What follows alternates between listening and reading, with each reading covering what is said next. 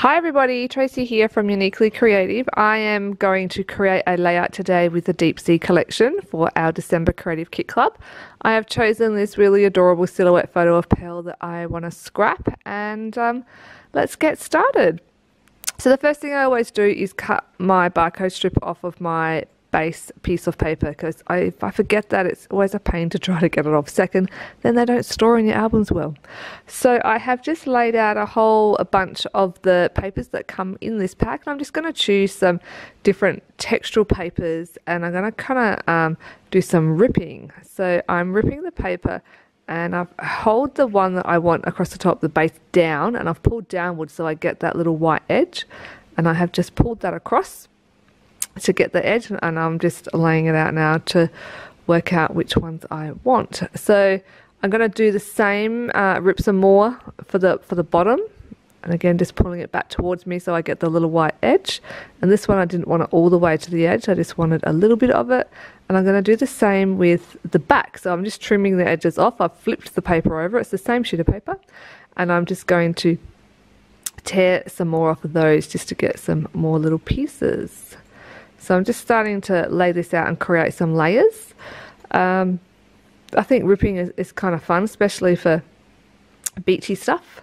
And I'm just repeating myself what I've kind of done at the top. I repeat down the bottom, and I'm just trimming the edges now with my scissors. So this is just a fun way to add some texture to your papers. I'm going to choose another sheet now, and I'm going to do some more ripping.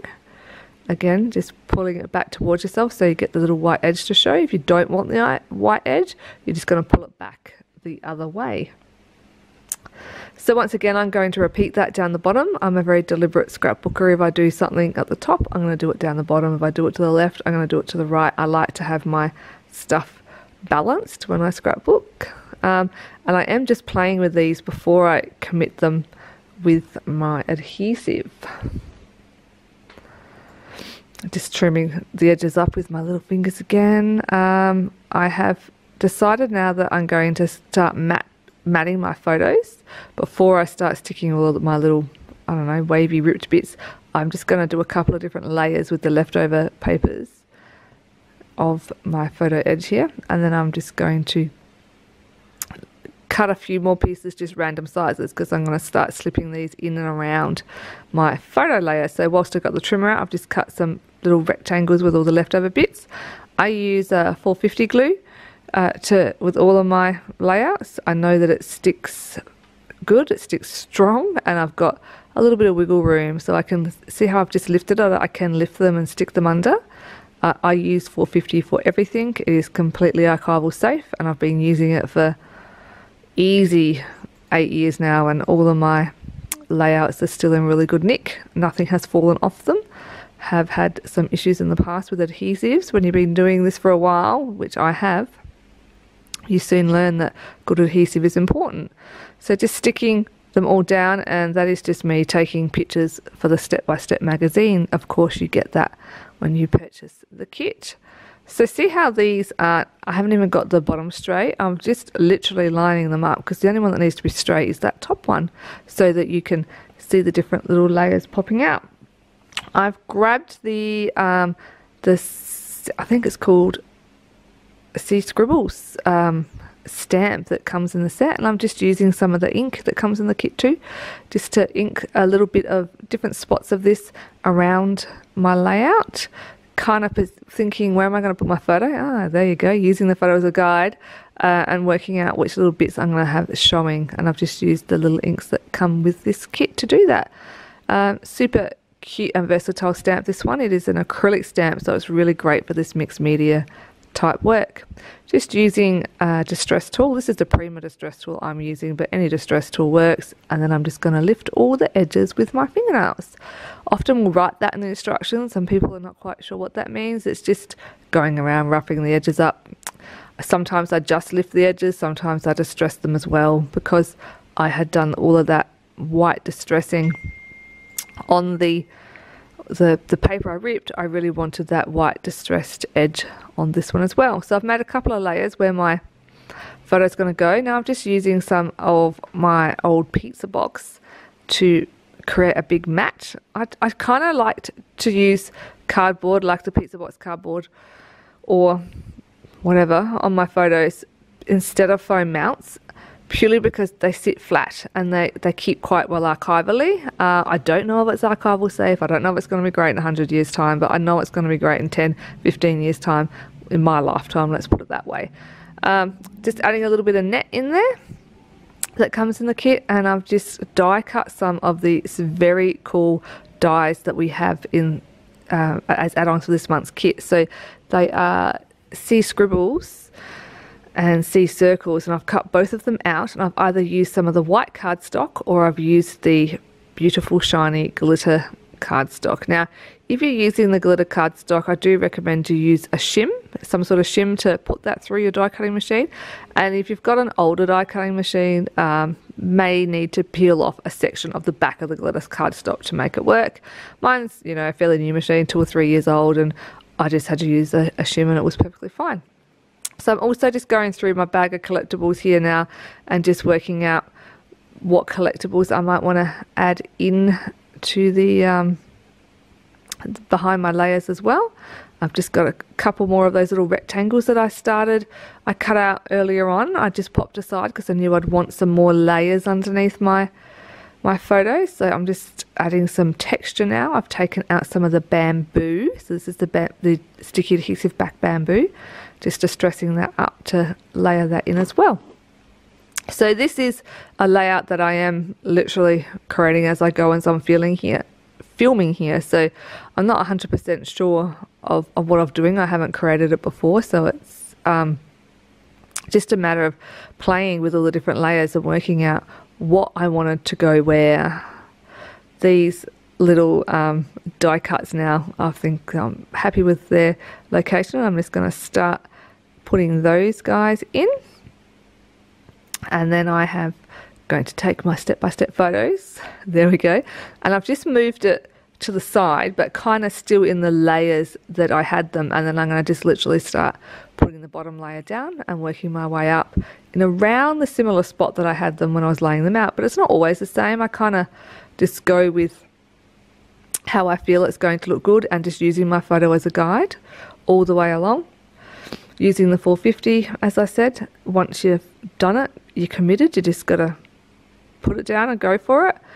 I think a lot of people get caught up with scrapbooking. They overthink it, and they spend a lot of time worrying about position and layout. And once you've been scrapping for a while and you're confident in what you do, it is good just to get your 450 out and commit and go. So I am just using all of those little triangles, more step-by-step photos,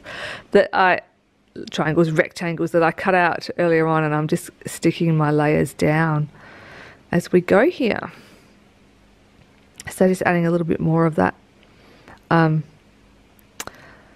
sticky bark in there, and some collectibles and some die cuts. And this is just a matter of now is filling all the layers in. So these little die cuts and collectibles are going under and in all the different layers that I have created with my photo.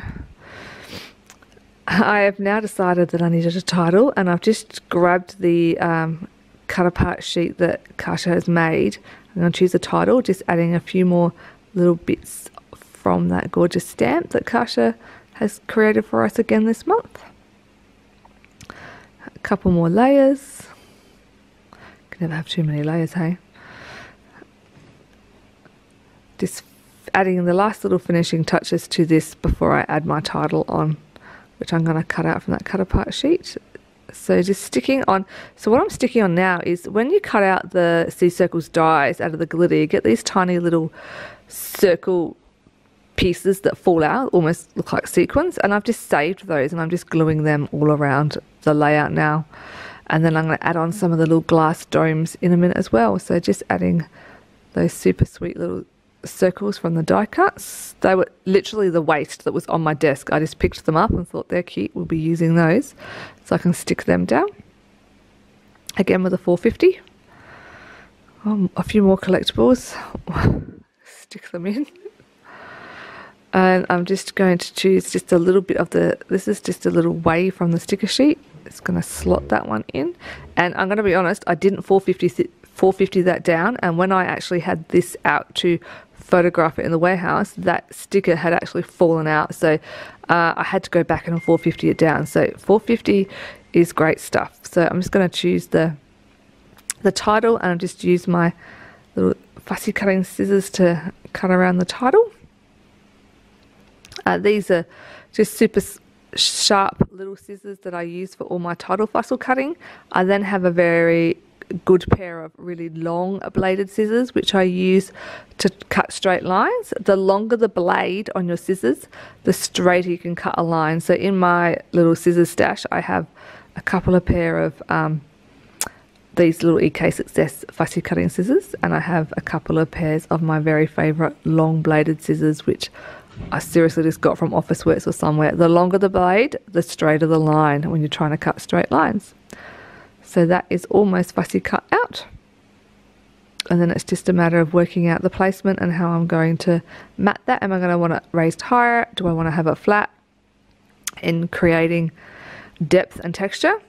Now I am just going to add a little bit of flicked water. So I just stamped that ink pad on there, and I just picked up a piece of cardboard to hide my photo so I didn't get flicks all over the photo, not realizing that is actually the die packaging, and I have the sticky side of the die on my photo, and that did stick to it, so that annoyed me a little, the mistakes we make. So there's my title again, which I'm going to just glue that down.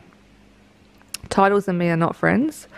I can spend a long time working out my title, so you often see that I do not put titles on my layouts, or it's a very small inconspicuous title which I pop on there, because that is my downfall. Titles get me every time. I can smash a layout out really quickly, enjoy the placement, and really understand everything, but titles, yep, we are not friends. Anyway, I'm just going to roll up all the edges of that ripped paper that we did with my fingernails just to create some more height. And that is it. That's my layout done, guys. So you can purchase this kit over on our website, www.uniquelycreative.com.au. We hope you enjoy our December kit, and we'll see you next time. Bye, guys.